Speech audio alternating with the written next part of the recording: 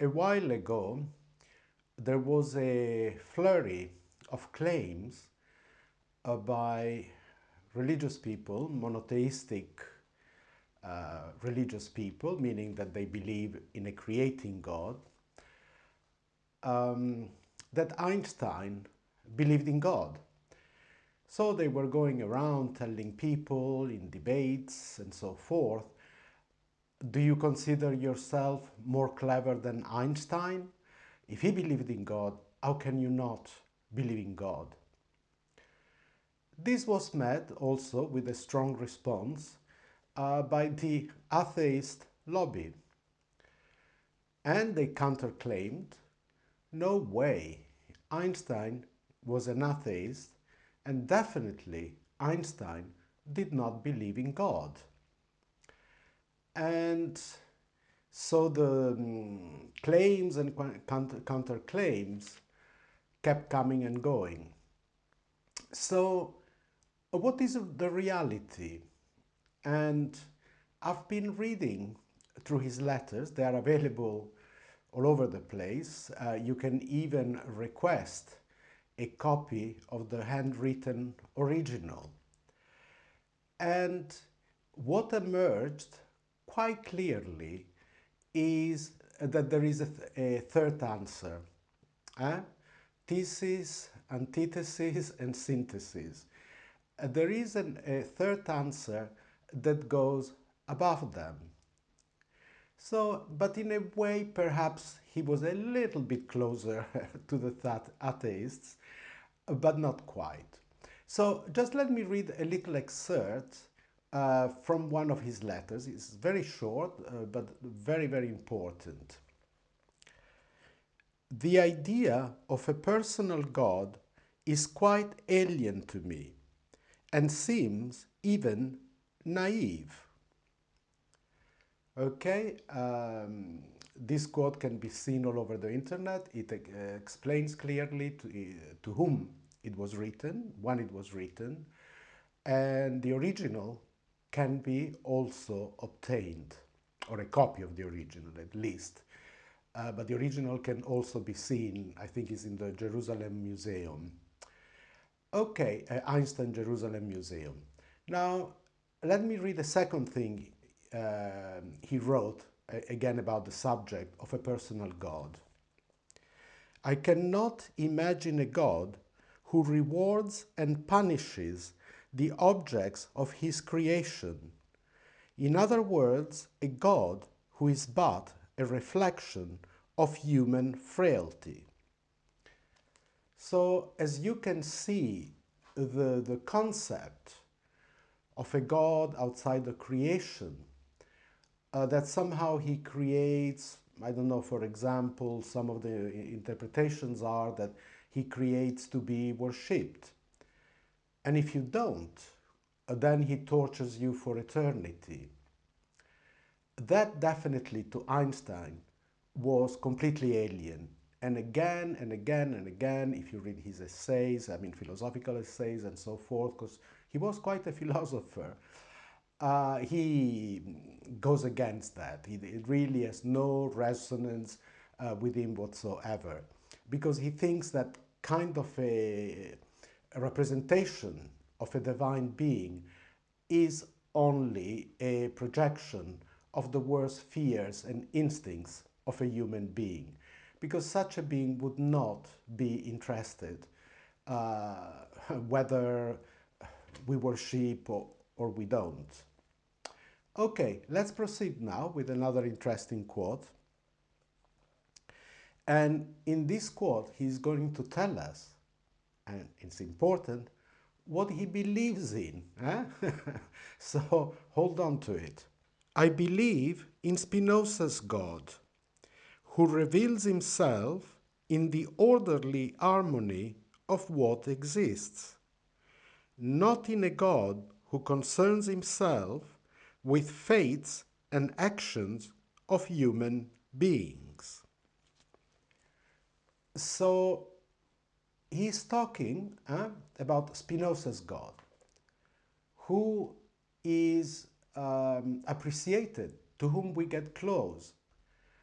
by looking at the beauty and order of nature, but is a God who is so strongly taken, involved in this beautiful dance of the cosmos, that really is not concerned uh, to hurt uh, his creation if they don't behave exactly like he says. I mean, and it's not just not to steal or not to kill, but it's not to be deferential to it. So now what we need to look at, who or what is this Spinoza's God? What did Spinoza believe in? And it can be a little bit complex, but we'll see that in a few minutes we should have some clarity on it. Now, Spinoza, he is defined by many as monistic rather than monotheistic. Now, mono, one, theon or theos, is somebody who worships, let's say, a god outside of him. Just one god, but is outside of him. So monists regard that as duality, because it's creation and God. In monism, and please note that I'm using the word monism, not pantheism, although deep down they mean the same thing, but I don't like the word pantheist because many people they think of the pantheon of the gods and then they go, oh, then the tree is God, the flower is God. I'm not going to worship the tree, I'm not going to worship the flower, I only worship the Almighty. But that is not the case because monism or pantheism is not about worshipping anything. Because if everything is God, God is not worshipping itself. So I know that it might sound a little bit strange. What do you mean everything is God? Okay, let us try to explain this. Now, Spinoza, if you read in his Ethics in the first chapter, he says something along the lines that a substance cannot create a substance or something which is totally alien to it, which has got nothing to do with that substance. A substance will emanate or create something which is, as I said, emanate, an emanation, a creation, something coming from it, which has got its nature, but in a different shape and in a different form. And one of the best way to get close to that final substance, in this case, is in its manifestation, which is life, which is the universe, which is the cosmos. And as I am now in my third year studies of cosmology, I can tell you that it is amazing. I've practiced meditation for 50 years, or 45, yeah, no, I think it's nearly 50. Um, and nowadays, my favorite meditation is on Kepler's laws, relativity, the phases of the Big Bang. It's really amazing, the creation of galaxies and so forth. To further clarify this concept of the unity of all things, I will also just mention a little bit about, for example, the concept of qi in Taoism. And I remember when I was studying Chinese medicine, one of the first things that we did cover was qi, the concept of energy. And our teacher was saying there are different types of qi, the qi that resides in the heart, in the kidneys, in the universe, and so forth. But in reality, it is all one qi, is only one energy manifesting in many ways. More subtle, more gross. Pure energy and then particles, gross matter, and different functions, and so forth. Um, I love, for example, the concept, the theory, which has been greatly investigated and is in the process of being investigated, of quantum field or a universe that come out of a vacuum. Some people say with great controversy, nothing, but I would say no dash thing, meaning that is just pure energy and there are no particles, there are no things in it.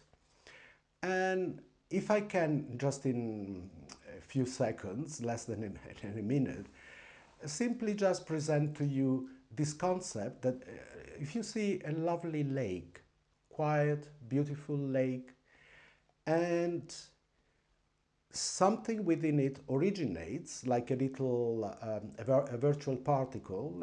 Just think of a drop that goes up and then comes down, and it creates a concentric wave. Now that wave, as it expands, is a universe that is created. Okay, so that explains for dark energy and so forth. And vibrations within those waves create the particles. So when you look at it as an image, you see that everything is the water. Everything is the water of the lake. There is a manifestation, there is a wave happening, but essentially is all quantum, is all that final energy. When you destroy everything, when you completely erase any form of particle, what remains is that. So that's another way to understand it. You know, I like sometimes to think, to meditate. Everything is quantum, everything is this final energy, which is just manifesting probably again and again in various universes, and somehow it vibrates at different rates and it creates different aspects of creation. All right? So I've already given you a few examples of what monism can mean, but I will also complete with, one of my favorite examples of monism, and that is Vedanta. Vedanta, that's the study of the philosophy of the Vedas, the core, the essence. And um, Vedanta is very much explained and developed in the Upanishads. And the most important Upanishad we can say is the Isa Upanishad. And it starts with a verse which is just a few lines. It is not easy to translate because it's got this word Purnam, which can mean full, complete, absolute. And this verse says something along the line that that which you see is the absolute, but this is also the absolute. From the absolute becomes manifest. Okay? So whatever happens within this absolute, total, full, or complete state of energy is still the absolute, is still part of it. Okay? As Spinoza says, it still is that substance. Maybe in a different vibration, maybe with a different wavelength, but it still is that absolute. And the quantity of it, the wholeness of it, is invariable. There is a conservation of energy there. Okay?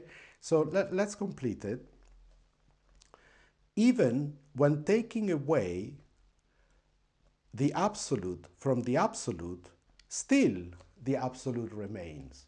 So whatever manifests within that absolute, like it looks like you were taking it away from it, but in reality, it has only shown a different manifestation, but it still is that very absolute. So we go back to Spinoza, and again we see that nothing else but a different manifestation of a substance has expressed itself. But whatever manifests from that substance is still that very substance, because it cannot create something which is totally unrelated to it. So Perhaps Einstein was not that much concerned with the more spiritual aspect of monism, meditating on your true nature and so forth, but I think that he could very much appreciate what Spinoza was saying, and maybe without saying, "Oh, I am a monistic, I'm a monist," sorry. But he says, that's what I can feel closer to, that's what I can relate to. Because as well in monism, there isn't a God outside the universe who creates you for his own purpose and then punishes you. I think most monists really are maybe closer to an idea of reincarnation, of a learning process, which is dictated by our actions, not by an external source. But even if you don't want to accept that or believe in that, but you can still appreciate this concept of oneness, which emerges in so many spiritual and philosophical schools. And I forgot to mention, last but not least, for example, we had the Christian Gnostics, which was a very, very large Christian sect at the very early times of Christianity. And again, there was this concept of wholeness.